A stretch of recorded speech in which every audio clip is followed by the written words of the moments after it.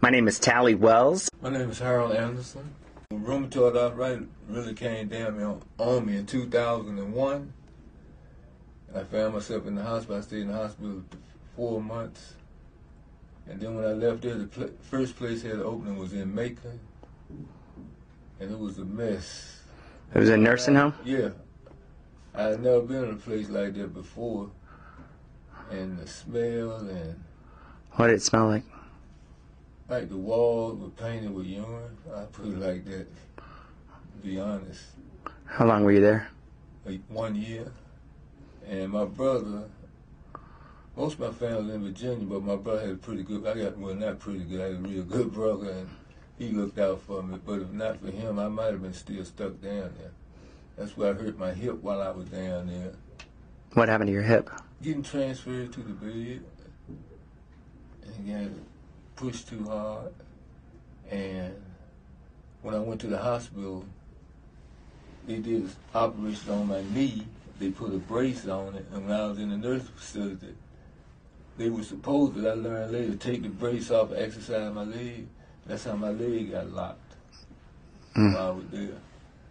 And I got through that. My brother found a place close to where he lived at in Douglasville, Georgia, and I went there. It was a little better. They had a good rehab department, but after that, the rest of it was like, I was in the deepest, darkest depths of despair. Why? The thing, once you're in the nursing facility, any disease that's going around, any virus that's going around, more than likely you will catch it. And I stayed sick. I had to have like 2 or 3 different operations. And the things that I saw while I was there as far as sanitation, I think it's because they really don't pay the employees that much, the ones that do the hardest work. So with a lot of them, it's just getting it in, getting a paycheck. And I see when they bring people there and show their family members around and how they're going to take them out. I see people there, they never go outside to see the sun. And the reason I was able to do so, I knew my rights, What was your room like in Macon? Noise all the time, constantly moaning and groaning, people in and out. I've seen some of the CNAs, they would come into the room, take a urine bottle and pour it in the sink that you would wash your face and brush your teeth in, Then when you say something about it, some of them will kind of get an attitude, then some of them will realize they made a big mistake, say, oh yeah, you're right, Some of them say, well, I washed it out. Was there a time you felt like you wouldn't get out of there? Oh, yeah. Because I felt like, man, I'm 60. At that time, I was 62. I said, I still feel like I can live 20 more years, I don't know what's going to happen tomorrow. At least 20 more. I said, I don't want to be here, but I felt like I would. Sometimes I felt like just getting in my chair and riding on the highway, come with me. Now, I would imagine some people die while they're there. Does that happen? Oh, man. Like, it'd be right in the room with somebody that died. I had that happen like 4 times, during the course of the time. So how did what happened that you started moving towards getting out of there? I had been trying to get out here, like it all had a lot to do with the social worker. Doing a sorry job, basically that's how I put it. And I would ask them about trying to get out, and they would say, okay, I'm going to do this, do that.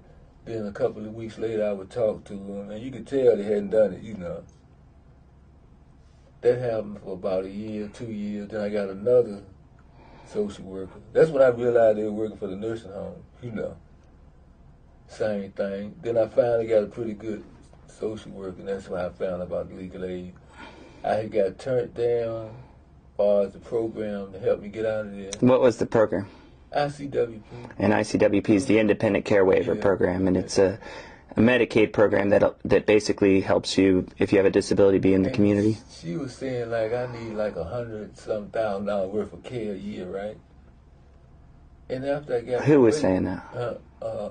The first people, the arbitrators. So you had a nurse come out and check you out, and did they approve you for the program or deny you? I could tell by her attitude that she wasn't going to approve, and I kind of told her that, oh, no, I don't have nothing to do with it, You give them an interview, right? And do you remember why they turned you down? Said I need over $100,000 worth of treatment. They said you needed 24/7 care, right? Yeah.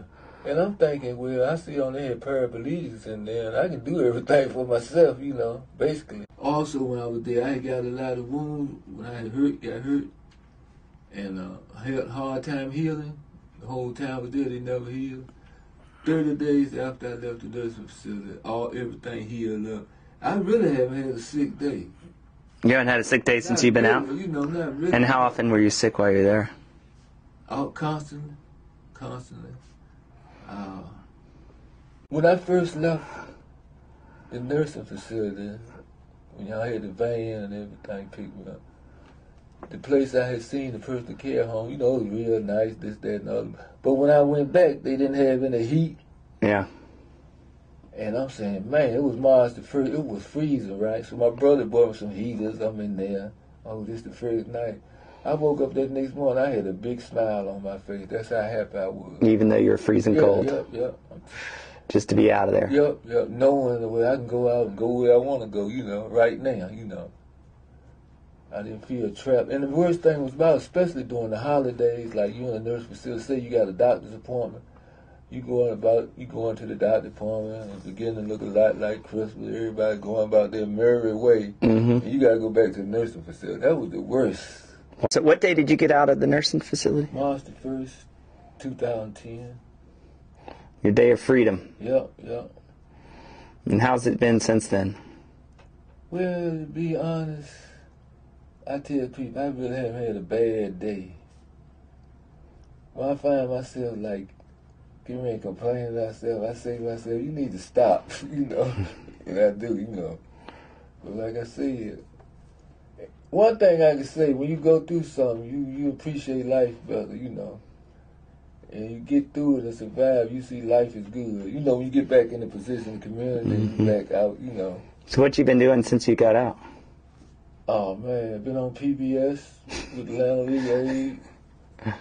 Been to the governor's office twice.